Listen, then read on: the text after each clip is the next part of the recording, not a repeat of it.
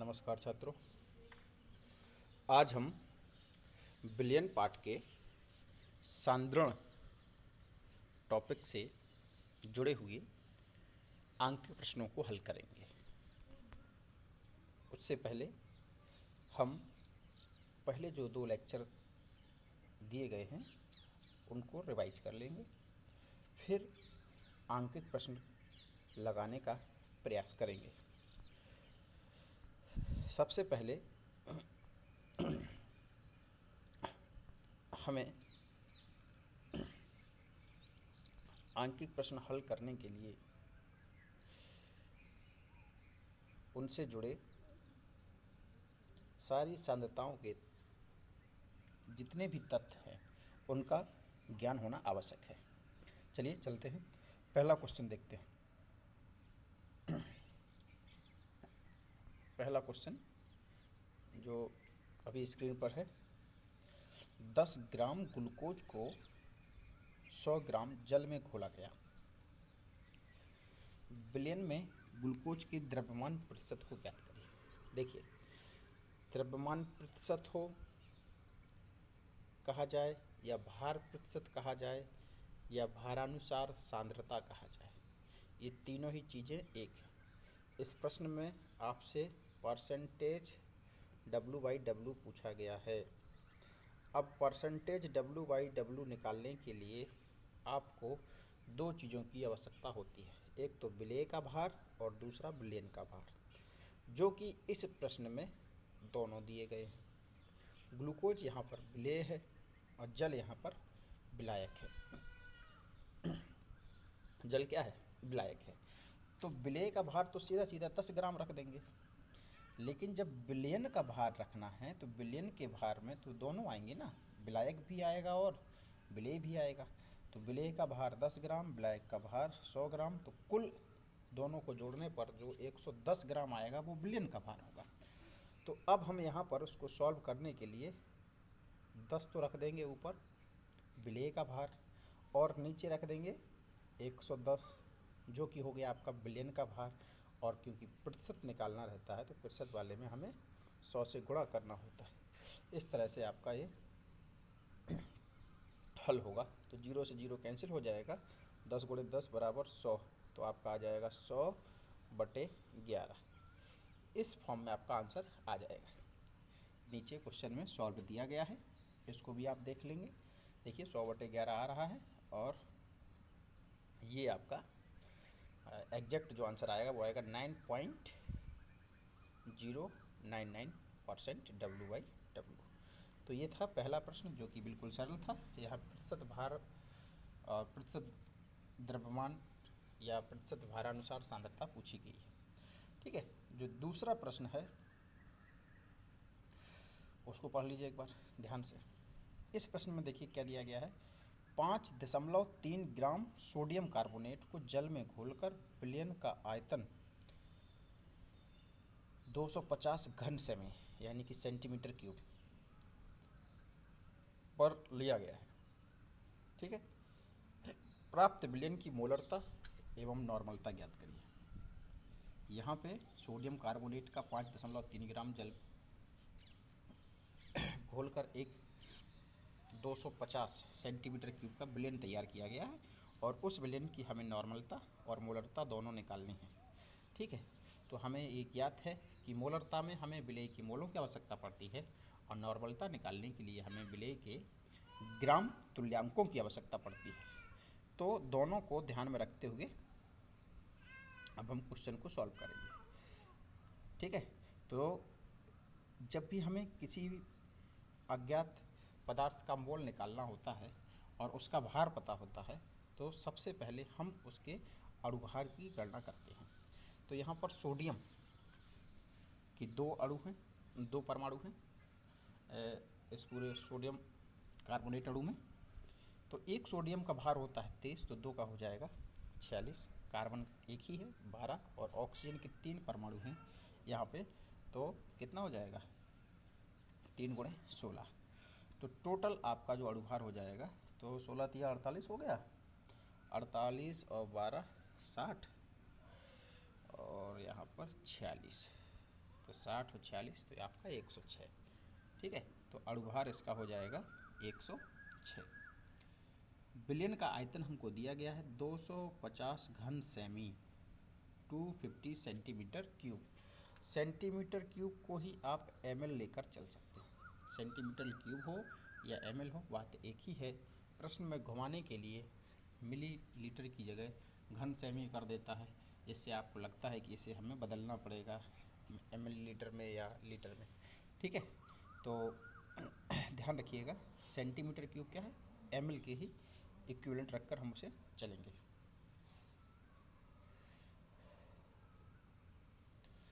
अब प्रश्न में हम आते हैं, बिलियन की मोलरता निकालनी है और नॉर्मलता निकालनी है। तो सबसे पहले तुल्यांकी भार भी यही निकाल ही लेते हैं, क्योंकि तुल्यांकी भार और अणुभार की दोनों की आवश्यकता पड़नी है। अणुभार की आवश्यकता मोल निकालने में पड़ती है और तुल्यांकी भार की आवश्यकता ग्राम तुल्यांक निकालने में पड़ती है। तो तुल्यांकी भार निकालना हम लोग पिछले लेक्चर में देखे थे, जहाँ पर तुल्यांकी भार को निकालने के लिए सबसे पहले हम अणुभार बटे अम्लीयता, क्षारकता या आवेश की संख्या करते हैं। तो हमने बताया था कि जो लवण के तुल्यांकी भार होते हैं वो उनके धनायन की संख्या गुणे आवेश से भाग देने पर निकलते हैं। तो यहाँ पर जब हम इस साल्ट को ब्रेक करेंगे तो ये 2Na प्लस और CO3 2- देगा। तो यहाँ पर जो प्लस है उसकी संख्या 2 है, तो हमने यहाँ 2 रख दिया, और जो आवेश है उस पर वो +1 रहेगा Na पर, तो यहाँ पर 1 आ गया। इस तरह से 106 में से 2 का भाग देंगे तो अब ये आपका तुल्यांकी भार आ गया 53। कहने का अर्थ है कि सोडियम कार्बोनेट का अणुभार भी आ गया 106 और तुल्यांकी भार भी आ गया 53। अब अणुभार और तुल्यांकी भार पता चल गए तो हम मोल और ग्राम तुल्यांक निकाल लेंगे। बिलियन का आयतन हमें पता ही है, इसलिए मोलरता और नॉर्मलता बड़ी आसानी से निकल आएगी। अब देखिए, मोलरता निकालने के लिए विलेय का भार दिया गया है क्वेश्चन में 5.3 ग्राम, ये रख देंगे। m डैश यानी कि विलेय का अणुभार हम लोग निकाल चुके हैं 106, यहाँ 106 रखेंगे। आयतन चूँकि ml में है तो उसे लीटर में बदलना पड़ेगा, तो 250 रखकर 1000 से क्या कर देंगे, गुणा कर देंगे। इतना सब करेंगे जब आप, तो आपका आंसर आ जाएगा 0.2 मोल पर लीटर। ठीक है, तो ये हो जाएगी मोलरता। इसे आप 0.2 मोलर भी कह सकते हैं। अब देखते हैं नॉर्मलता। नॉर्मलता निकालने के लिए भार बटे तुल्यांकी भार, तो यहाँ भार की जगह भार रख दिया जाएगा, ई की जगह तुल्यांकी भार रख देंगे। आयतन फिर से वही 250 ml, लीटर बदलने के लिए 1000 से गुणा कर देंगे। पूरा सॉल्व करेंगे तो आपका ये आ गया 0.4 ग्राम इक्विवेलेंट प्रति लीटर। इस तरह से नॉर्मलता मोलरता निकल आएंगे। तो ध्यान रखना है, नॉर्मलता निकालने के लिए तुल्यांकी भार की आवश्यकता पड़ती है, मोलरता निकालने के लिए अणुभार की आवश्यकता पड़ती है जब विलेय का भार दिया गया हो। कहने का आशय है कि अगर क्वेश्चन में सीधे सीधे मोल और ग्राम तुल्यांक नहीं दिए गए हैं तो हमें उन्हें निकालना ही होता है, और उनको निकालने के लिए अणुभार और तुल्यांकी भार की आवश्यकता पड़ती है। ठीक है, अगला क्वेश्चन देखते हैं। अगला जो क्वेश्चन है वो है इधर से, NaOH का 250 ml सेंटी नॉर्मल बिलियन। देखिए, हमने आपको पिछले लेक्चर में बताया था सेमी, सेंटी, डेसी, मिली, ये सभी ये सांद्रता को व्यक्त करने के तरीके हैं। ठीक है, तो इन्होंने इनडायरेक्टली आपको सांद्रता बता दी है। सेंटी नॉर्मल बिलियन बनाने हेतु कितने ग्राम NaOH घोलना होगा। ठीक है, क्वेश्चन ये पूछ रहा है कि अगर 250 ml का सेंटी नॉर्मल बिलियन बनाना है तो कितने ग्राम NaOH की आवश्यकता होगी। तो इस प्रश्न से हमें ज्ञात क्या क्या हो गया, हमें बिलियन का आयतन पता चल गया जो कि 250 ml है। हमें बिलियन में जिस विलेय का बिलियन बनाना है उसका अणुभार हम निकाल लेंगे। ठीक है, और अणुभार निकालेंगे तो तुल्यांकी भार भी निकल आएगा। अणुभार बटे, अब क्योंकि यहाँ पर क्षार है तो अम्लता करेंगे, और किसी क्षार की अम्लता OH माइनस की संख्या पर निर्भर होती है। यहाँ OH माइनस की संख्या 1 ही है, इसलिए 40/1 करेंगे तो तुल्यांकी भार भी इसका 40 ही आएगा। ठीक है, तो ये इस तरह से हमने कुछ तथ्य निकालने की कोशिश कर रहे हैं जो कि आपके ज़रूरी होंगे। अब देखिए, अब हमें निकालना है विलेय का वह भार जो हमारे लिए सेंटी नॉर्मल बिलियन दे सके। तो अभी हम सबसे पहले नॉर्मलता का फॉर्मूला रखेंगे। नॉर्मलता निकालने के लिए हम लोग करते क्या हैं, नॉर्मलता निकालने के लिए हम नॉर्मलता और भार बटे तुल्यांकी भार आयतन गुणे 1000 इतना करते हैं। तो हमें यहाँ पर सिर्फ W निकालना है। अब ध्यान रहे, जब W ही निकालना है तो हम W को इस तरफ ले आएंगे, N को मल्टीप्लाई कर देंगे E और B से, तो NEB हो जाएगा और 1000 आ जाएगा अपॉन में। तो अब ये हमारा सूत्र बन गया भार निकालने का। किसी विलेय की नॉर्मलता अगर हमें पता हो तो उसमें विलेय का कितना भार बोला जाए, तो अब ये फार्मूला बन गया W = ENB/1000। इस फार्मूले को आप याद रखेंगे। ये हम लोग जब रसायन विज्ञान में प्रयोग करेंगे आयतनात्मक विश्लेषण के, तो वहाँ भी इस फार्मूले का उपयोग होगा। हम लोग ज्ञात सांद्रता का जो विलेय बनाएंगे वो इसी फार्मूले का प्रयोग करते हुए बनाते हैं। ठीक है, तो अब यहाँ हमें सब कुछ पता है। सेंटी बोला है तो 1/100 N की जगह रख देंगे नॉर्मलता। E निकाल लिए हैं, तुल्यांकी भार 40 रख दिया है यहाँ पर। आयतन पता है 250, 1000 से भाग देना है। इतना सब करेंगे तो आपकी जो पदार्थ है यानी कि विलेय है उसकी मात्रा निकल आएगी। तो यहाँ पर जो मात्रा आई है निकल कर वो आई है 0.1 ग्राम। ठीक है, कैलकुलेशन आप कर लेंगे। समझना है, सिर्फ भार पूछा गया था तो हम फार्मूला जो कहते हैं रखेंगे, W के सापेक्ष हम फार्मूले को कन्वर्ट कर लेंगे। अब ये जो W है उसके सापेक्ष जब आप फार्मूले को बदलेंगे तो आपको 3 चीज़ों की आवश्यकता होगी। एक तो नॉर्मलता, दूसरा तुल्यांकी भार और तीसरा आयतन। तो हमें जिस चीज़ों की आवश्यकता है वो क्वेश्चन में दी रहेंगी, नहीं दी रहेगी तो इनडायरेक्टली हमें उन्हें कहीं से निकालना पड़ेगा। इस तरह से आप क्वेश्चन सॉल्व करेंगे। अगला प्रश्न देखते हैं, चौथा प्रश्न। सल्फ्यूरिक अम्ल का 500 सेमी घन डेसी मोलर बिलियन। अब यहाँ पर देखिए, वहाँ सेंटीमोलर बिलियन था, यहाँ डेसी मोलर बिलियन कर दिया गया। बनाने हेतु कितने ग्राम H2SO4 आवश्यक होंगे। सेंटीमीटर क्यूब को मैंने आपसे बताया था, ml लेकर चलना है। बड़ा आसान सा क्वेश्चन है, सीधे हम लोग उसी फार्मूले पे रखेंगे W = ENB/1000। हाँ, ध्यान रहे यहाँ पर तुल्यांकी भार हमें निकालना पड़ेगा। जहाँ भी नॉर्मल था वहाँ तुल्यांकी भार निकालना पड़ेगा। तो जो सल्फ्यूरिक अम्ल होता है, सल्फ्यूरिक अम्ल इसका अणुभार होता है 98, और हमें भार करना है क्योंकि अम्ल है तो क्षारकता से भार करेंगे, और क्षारकता इसकी है 2 क्योंकि 2H+ त्यागता है। तो 98 जब 2 करेंगे तो हमारा जो तुल्यांकी भार है वो आ जाएगा 49। अब हमें सब कुछ पता है। डेसी जो होता है वो 1/10 होता है। तो अब हम सब कुछ रख देंगे यहाँ पे, फिर से वो हमारा वही फार्मूला आएगा W = ENB/1000। यही वाला फार्मूला यूज हो रहा है, बिल्कुल सेम क्वेश्चन है। N की जगह 1/10, E की जगह 49, जो आपका V यानी कि आयतन है उसकी जगह पे आयतन रख देना है 500 ml और 1000 से डिवाइड कर देना है। इस तरह से आप करेंगे तो ये आपका आंसर निकल आएगा 2.45 ग्राम। ठीक है, चीज़ों को समझते हुए और बड़े सावधानी से करेंगे, क्योंकि यहाँ पर कहीं भी एक जगह आपने गलती कर दी तो आपका पूरा प्रश्न गलत हो जाएगा। न्यूमेरिकल के आने का अर्थ है फिजिकल केमिस्ट्री का आना। अगर फिजिकल केमिस्ट्री में न्यूमेरिकल आपसे नहीं लग पा रहे हैं तो इसका अर्थ है कि आपके थ्योरी पार्ट में कहीं कोई कमी रह गई है। ठीक है, तो जिनको न्यूमेरिकल अभी भी टफ लग रहे हैं वो एक बार पुनः उन दोनों वीडियो को लीड लगाकर एकांत में पढ़ने का प्रयास करें। फिर भी अगर चीज़ें समझ में नहीं आती हैं तो आप मुझे फ़ोन पर संपर्क कर सकते हैं, ठीक है।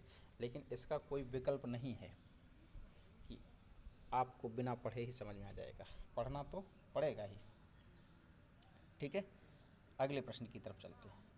अगला प्रश्न है 6% यूरिया विलेन की मोलरता ज्ञात कीजिए, ठीक है। 6% यूरिया विलेन की मोलरता ज्ञात कीजिए। इस प्रश्न में एक चीज़ अधूरी है, यहाँ पर हम उसको बता देते हैं। जो ये 6% है वो 6% W/V है, यानी कि ये 6% भार आयतन सांद्रता दी हुई है, ठीक है। ये प्रश्न में जो सांद्रता दी गई है यूरिया की वो क्या दी गई, 6% भार आयतन सांद्रता है, ठीक है। भार आयतन सांद्रता मतलब विलेय का भार लेकर चलना है और विलेन का आयतन, ठीक है। तो 6% भार आयतन यूरिया विलेन की मोलरता ज्ञात करनी है, ठीक है। तो मोलरता ज्ञात करने के लिए हमें तो विलेय के मोल चाहिए। अब विलेय का ना तो इसने सीधे तौर पर भार दिया है और ना ही उसका मोल सीधे सीधे दिए हैं, लेकिन उन्होंने एक सांद्रता दे दी है। हम उस सांद्रता से विलेय के भार को निकालने का प्रयास करेंगे, ठीक है। तो भार आयतन सांद्रता में सबसे पहले तो विलेय का भार ही दे दिया, ठीक है।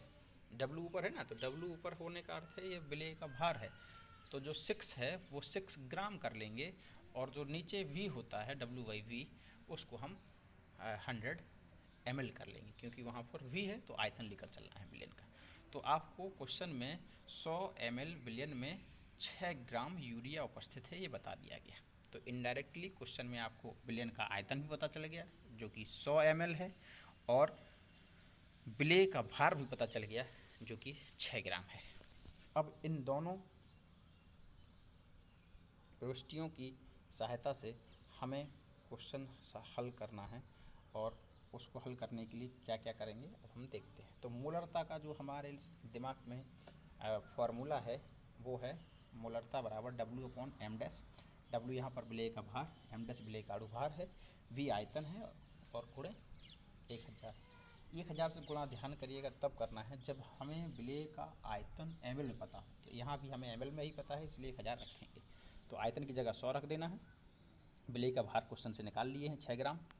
यूरिया, ध्यान रखिएगा, यूरिया का जो अणुसूत्र होता है वो होता है NH2CONH2।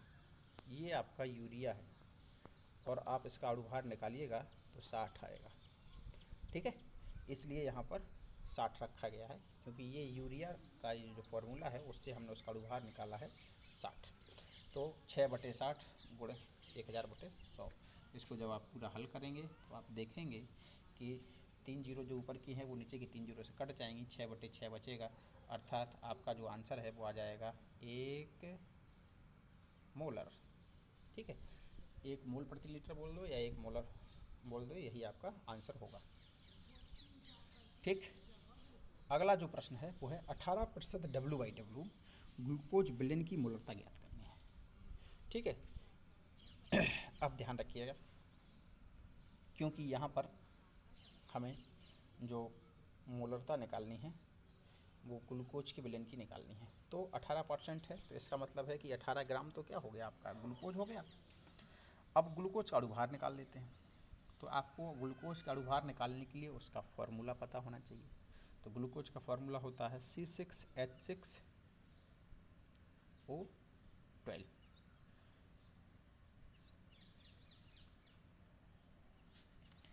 ठीक है। तो या तो आप साधारण तौर पर इनको याद कर लीजिए। जो ग्लूकोज का अणुभार होता है वो 180 होता है, जो सुक्रोज का अणुभार होता है वो 342 होता है। ये ग्लूकोज का है, ये सुक्रोज का है। यूरिया का भी अभी बताए हैं 60, ठीक है। और ये कुछ हैं जो बार बार आपको यूज होंगे, NaOH का 40 होगा, HNO3 का 63 होगा। ठीक, इस तरह से इनके अणुभार याद कर लीजिए। तो अणुभार पता चल गया, भार दिया ही गया है, तो 18/180 करेंगे तो तुरंत आपका क्या आ जाएगा। लेकिन विलयन की हमें निकालना है एक और चीज़। देखिए यहाँ पर हमको विलयन की मोललता ज्ञात करनी है। प्रश्न में एक थोड़ा यहाँ से गलती हो गई है, ये मोलरता नहीं है, ये मोललता है। ठीक है, मोलरता नहीं ज्ञात करेंगे हम लोग को क्या ज्ञात करनी है, मोललता।